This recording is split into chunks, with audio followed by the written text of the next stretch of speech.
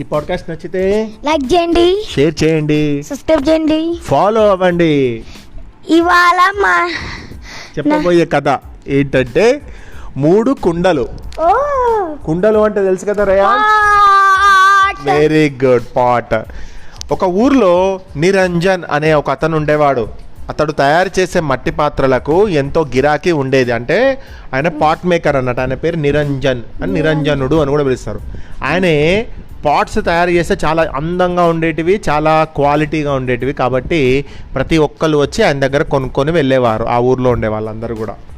ఒకరోజు నిరంజనుడు బరువైన కుండ ఒకటి తయారు చేశాడు. దాన్ని 2 చేతుల్లో పట్టుకొని, ఇది చాలా కాలం మన్నుతుంది, అంటే ఇది చాలా క్వాలిటీగా, చాలా మట్టితో తయారు చేసిన బరువుగా ఉంది కాబట్టి ఎక్కువ సంవత్సరాలు ఉంటుంది, ఈజీగా పగిలిపోదు అని అన్నాడు. మరుసటి రోజు మెరుస్తూ పట్టుకుంటే చాలు జారిపోయేలా ఉన్న కుండను చేశాడు. దాన్ని ఎంతో జాగ్రత్తగా పట్టుకొని ఇంతటి సున్నితంగా ఉండేటువంటి కుండను నేను ఇప్పటి వరకు తయారు చేయలేదు. అంటే చాలా డెలికేట్గా ఉండేటువంటి, ఒక సన్నగా ఉండేటువంటి ఒక కుండ, సున్నితంగా ఉండేటువంటి కుండను, డెలికేట్ కుండను కూడా తయారు చేసిండట. ఆ తర్వాత రోజు పూలు లతల ఆకృతులతో ఉన్నటువంటి అందమైన కుండను, అంటే మంచిగా బ్యూటిఫుల్గా తయారు చేసిండు అన్నట్టు. లీవ్స్, క్రీపర్స్ ఇలాంటి ఫిగర్స్ తోటి ఉండేటువంటి ఒక కుండను తయారు చేసిండు. దాన్ని దూరం నుంచే చూస్తూ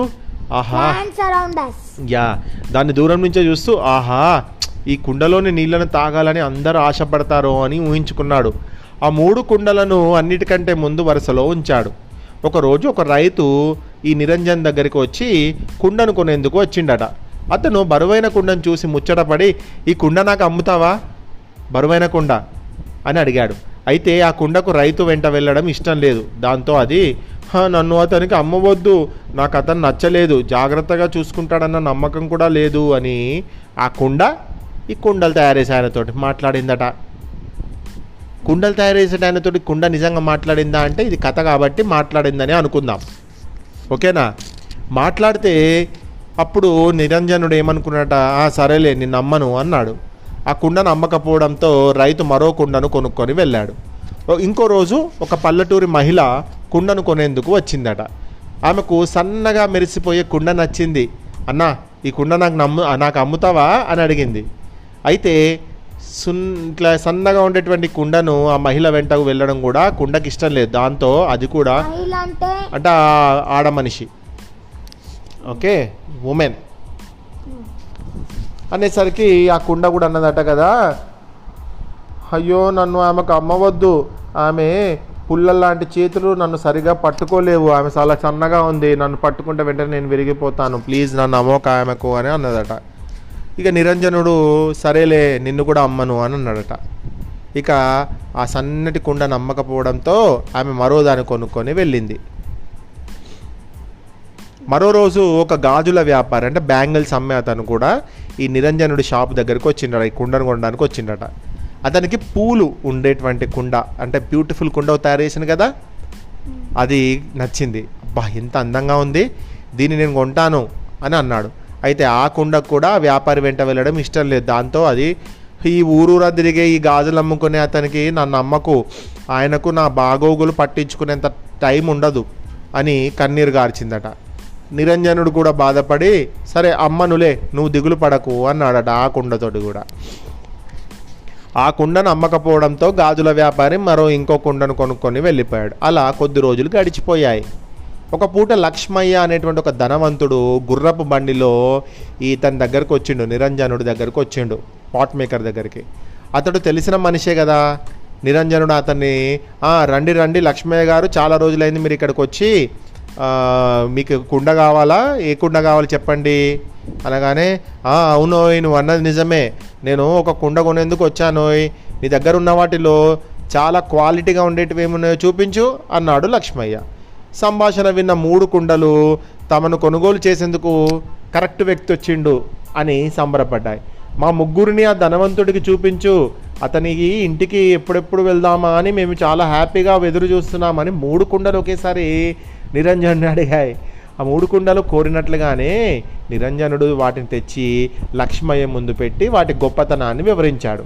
లక్ష్మయ్య బరువైన కుండను చేతిలోకి తీసుకొని, అబ్బో ఇంత బరువైన కుండను నేను ఒక చోట నుంచి ఇంకో చోటుకి తీసుకోవడం చాలా కష్టం, చాలా వెయిట్ బాగుంది, నాకు ఈ కుండ వద్దు అన్నాడట. ఇక సన్నటి కుండను చూసుకొని అబ్బో ఇంత సన్నగా ఉండే కుండ ఎప్పుడు నా చేతుల్లోంచి జారిపోతుందో నాకు తెలియదు కాబట్టి ఇలాంటిది నాకెందుకయ్యా అని దాన్ని కూడా పక్కకు పెట్టిండట. మరి మిగిలిన కుండ ఏంటి? బ్యూటిఫుల్ బ్యూటిఫుల్ కుండ. చివరిగా పూల ఆకృతులు ఉన్న కుండను పట్టుకొని ఇంతకంటే అందమైనవి నా దగ్గర చాలా ఉన్నాయి, అయినా ఇది అంత ఏం అందంగా లేదు, ఇది కూడా పక్కకు పెట్టు అని దాన్ని కూడా పక్కన పెట్టిండట. అప్పుడేమో వేరే వాళ్ళు వచ్చి కుండలను కొనుక్కుంటా అంటే వాళ్ళతో కుండలు వెళ్ళలేదు, ధనవంతుడి దగ్గరికే వెళ్తా అని కుండలు ఆశపడ్డాయి. కానీ మరి ధనవంతుడు ఈ కుండలను పట్టించుకున్నాడా? పట్టించుకోలేదు. నిరంజన ఇవేమీ వద్దయ్యా, నాకు కావాల్సింది చల్లగా, ఈ ఎండాకాలం వస్తుంది కదా, కుండలో నీళ్ళు చల్లగా ఉండేటువంటి కుండ నాకు ఇవ్వు అంటూ సన్నటి రంధ్రాలు ఉన్న ఒక కుండను తన వెంట తీసుకెళ్ళాడు. దీంతో 3 కుండలకు ఆశ నిరాశ అయిపోయింది. మనల్ని కోరి కొనుక్కునేవారు ఖచ్చితంగా వస్తారు, అప్పటిదాకా మనకు ఎదురు చూపులు తప్పవు అని 3 ఒకేసారి అనుకున్నాయి. కానీ తర్వాత వాటిని ఎవ్వరూ కొనలేదు.